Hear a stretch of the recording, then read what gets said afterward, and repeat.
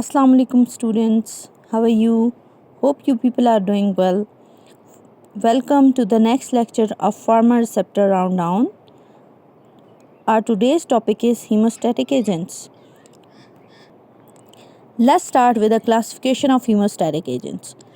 As we have discussed earlier in the class, there are two types of hemostatics. One are the locals, other one are systemic. Locals are also known as styptics. They are applied locally to stop bleeding and cause coagulation, and other one are systemic.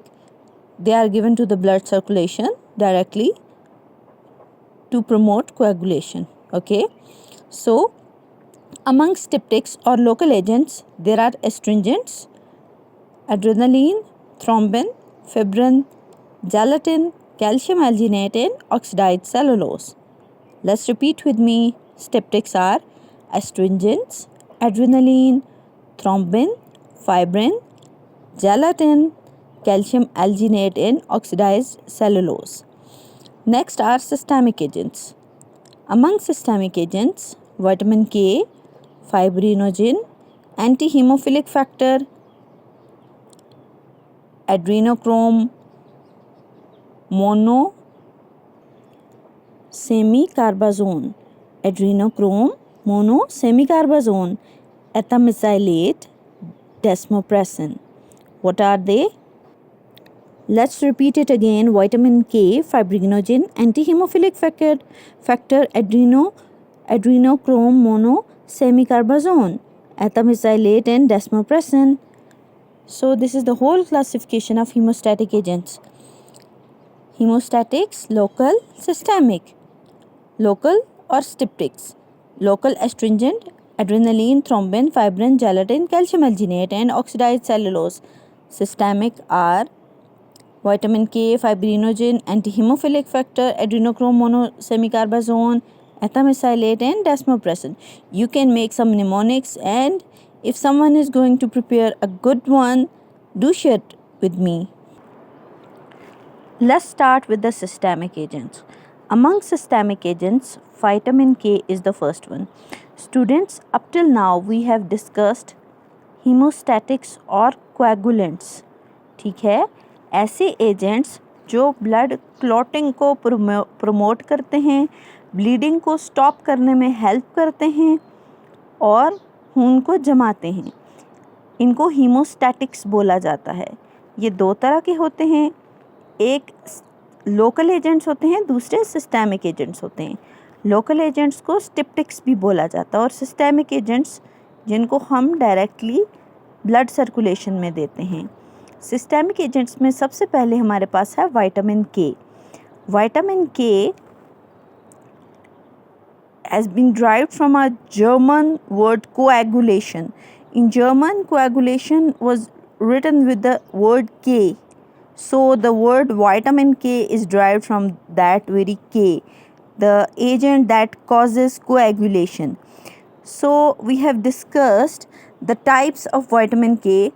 There are mainly two types of vitamin K. One is naturally occurring vitamin K and other is the synthetic vitamin K. Naturally occurring vitamin K and synthetic vitamin K. Naturally occurring vitamin K is of two types. Vitamin K1 and K2 are naturally occurring and vitamin K3 has been prepared synthetically. Okay, naturally occurring vitamin K, let's discuss about these vitamins. Vitamin K1 and K2. K1 is also known as phylloquinone and vitamin K2 is known as menaquinone. Okay, and K3 is also called as menadione. Vitamin K1, that is phylloquinone, it is a fat soluble vitamin obtained from green leafy vegetables like broccoli, cauliflower, spinach, spring onion, and plant oils also contain vitamin K1. For example, canola oil and olive oil. Okay, vitamin K2, also known as menaquinone, it is also a fat soluble vitamin and it is found in intestinal bacteria that is normal gut flora. It synthesizes vitamin K2, as well as animal sources, for example, sheep or goat or animal liver. Eggs contain vitamin K2, beef and pork. Fermented food, for example, cheese and curd, they also contain vitamin K2. Second type of vitamin K is synthetic one. Vitamin K3 is the synthetic form of vitamin, also known as mannadione. It is a Mannadione itself is fat soluble, but its salts are water soluble. For example, mannadione sodium bisulfite, mannadione sodium diphosphate. Both of these salts are water soluble. Now let's discuss the pharmacology of vitamin K. Vitamin K is a fat soluble vitamin. It is required for the synthesis of clotting factors. Which clotting factor? Clotting factor 2, 7, 9 and 10. Clotting factor 2 is also known as prothrombin. Okay, let's discuss the physiological functions of vitamin K. There are biologically inactive proteins in the body, but they are very essential. Their glutamic residues are synthesized in the liver. Vitamin K is required for the activity of these proteins. Coagulation proteins, for example, prothrombin, factor 7, 9 and 10, they are essential for coagulation and they prevent hemorrhages. There are anticoagulation proteins, for example, proteins S and Z. These proteins limit excessive coagulation, means they stop the process of coagulation after a certain limit, okay, to prevent thrombosis. If these proteins are not formulated, the process of coagulation will exceed and thrombosis may occur. Okay. Next function of vitamin K is formation of bone protein. Osteocalcin, we have already discussed in the class in detail that osteocalcin is a bone protein. Okay. So vitamin K is involved in the formation of osteocalcin, and this protein increases bone density and it reduces the risk of osteoporosis. Matrix GLA protein, another MGP, it is also called. It is a protein of arterial wall. This protein inhibits vascular calcification, okay, and it increases the vascular elasticity. It improves the functioning of the heart. So students, do you know what is calcification? Think about this. And what is elasticity? What is the lack of elasticity in the vessels? Next is the biochemical functions of vitamin K. Vitamin K acts as a cofactor. Okay. Students, I have already told you that vitamin K is involved in the formation of coagulation factors, that is factor 2, factor 7, 9 and 10. These factors are present in inactive form, means they are non-functional, and vitamin K as a cofactor, it causes carboxylation of these factors and convert them into active or functional form. Okay, vitamin K is a cofactor for post-translational modification of hepatic blood plasma proteins.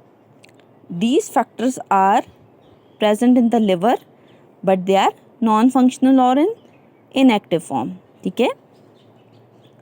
After translation, these are the steps: transcription, translation. You people know this. After translation, in the liver, these factors get converted into active form. Okay. Say it is a clotting factor. For example, it is prothrombin. Okay. There it is a peptide chain of this protein. Okay, gamma, in the place of gamma glutamyl carboxylase, carbon dioxide will be added, and vitamin K will act as a cofactor in this whole process. Okay, now this peptide chain will be converted into carboxylated residue. Okay, so it is the carboxylated form of this peptide chain. This carboxylation occurs in the presence of this cofactor, that is vitamin K.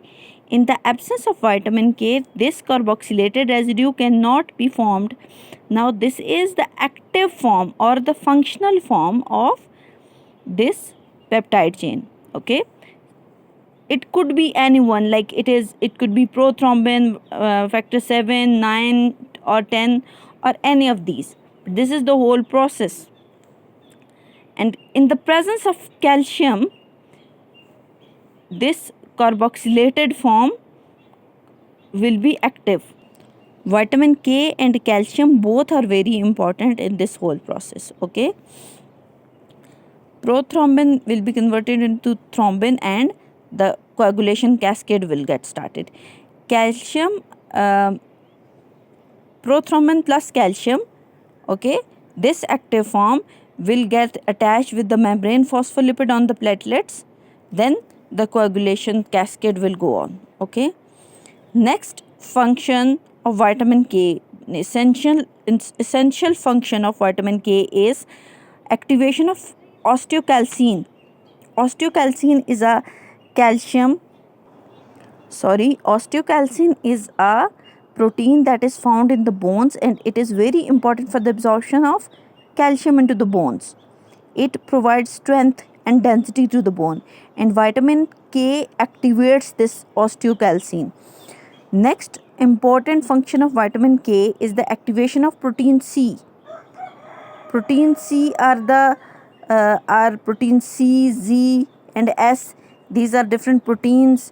These are the coagulation limiting proteins. These are such type of protein that limits the process of coagulation, and they inhibit excessive thrombosis.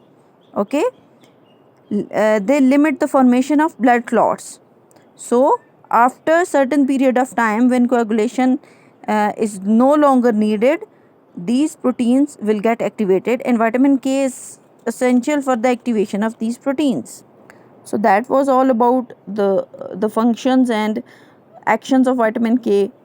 Now what is the recommended daily allowance? Means how much of the vitamin K is needed on daily basis. That is 70 to 140 microgram should be taken in daily diet. Okay, let's discuss the pharmacokinetics of vitamin K. I have already told you that vitamin K could not be absorbed from the GIT as such because it is a fat soluble vitamin, so it requires bile salts. Bile juice is very important for the absorption of vitamin K. Especially low density lipoproteins are required. Vitamin K is stored in the liver, and it gets excreted from the body in the bile as well as urine. Okay, up till pharmacokinetics we have done. Now let's discuss the deficiency of vitamin K. If vitamin K get deficient in our body, what will happen and how this deficiency occurs? The deficiency could be due to a low amount of vitamin K, that might be due to the absorption or due to some other factor. If vitamin K is inadequately absorbed from the GIT, students, you people know that absorption of vitamin K takes place only in the presence of bile salts. If there are low or less quantity of bile salts, then vitamin K will not be absorbed adequately, means its amount will be low. Secondly, if vitamins are excreted out from the body, means there is deficiency of vitamins due to chronic diarrhea. Then again, we will face the deficiency of vitamin K, and its symptom will be seen. Next, if you are going to use broad spectrum antibiotics, not only pathogenic bacteria but also gut flora will be killed by them. Okay, so broad spectrum antibiotics is also a cause of vitamin K deficiency because they cause the elimination of gut flora, or you can say the suppression of intestinal flora. If there is a deficiency of vitamin K in our body, we will face following symptoms. Epistaxis. What is epistaxis? Means bleeding from the nose. Hematuria means bleeding in the urine, blood in the urine. GI bleeding. GI bleeding is manifested by dark stool. Post-operative bleeding means after surgery there will be uncontrolled bleeding. And vitamin K deficiency is also seen in newborns. That is called hemorrhagic disease of newborn. How it happens? It is due to the inadequate amount of intestinal flora in the gut of newborn. You know, intestinal flora helps in the synthesis of vitamin K. Now let's discuss about the preparations of vitamin K. Vitamin K1 is available in oral, intravascular, intramuscular and subcutaneous form. Vitamin K3 that is available in mannadione sodium diphosphate. It is a water soluble form of the vitamin K. It is also present in intravascular, intramuscular and oral form. It have low efficacy and it is toxic. Okay, and also associated with anaphylactic reactions. So vitamin K3 is not used commonly. Okay, clear? We have discussed about the preparation. Vitamin K1 is available in oral, intravascular, intramuscular and subcutaneous forms, while vitamin K3 its salts are water soluble and its preparations are IV, IM and oral. All the three forms are available, but it have very low efficacy and its toxicity is most commonly seen. Okay, so it is not used very commonly. Next, uses. Vitamin K is used for the prevention and treatment of bleeding. Bleeding occurs due to the deficiency of vitamin K in the body. Okay. Second use is in obstructive jaundice with hemorrhagic symptoms. In obstructive jaundice, we give mostly parenteral vitamin K1. Vitamin K deficiency due to prolonged antimicrobial therapy. We have discussed previously that broad spectrum antibiotics cause elimination of gut flora or suppression of gut flora, and gut flora are involved in the synthesis of vitamin K. Okay, and if we use broad spectrum antibiotics for a longer period of time, they can cause vitamin K deficiency. So vitamin K supplementation will be given to such patients. Vitamin K1 1 milligram intramuscular is given to all the neonates to prevent bleeding due to